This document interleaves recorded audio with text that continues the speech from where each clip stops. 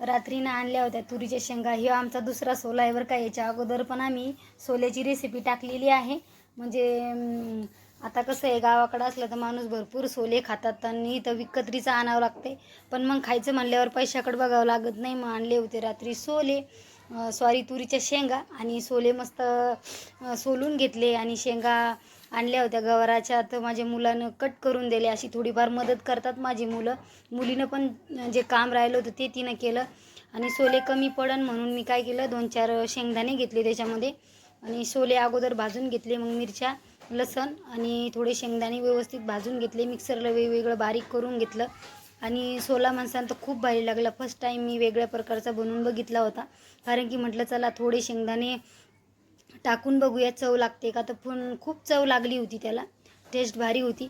मस्त आपल्या सोल्याला कढून घेतलं आणि साईडला भात पण टाकला होता. आता चपात्या बनवायच्या होत्या, चपात्या पण बनवून घेतल्या.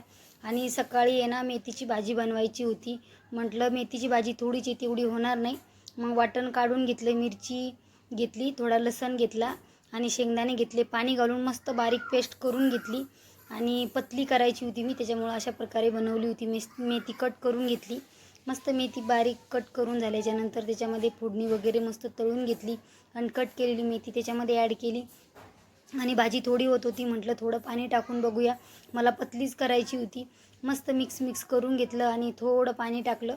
आणि पातळ मेथीची भाजी खूप भारी लागते. झाकण ठेवायचं नाही, झाकण न ठेवताच करायची. बघू शकता आपली मेथीची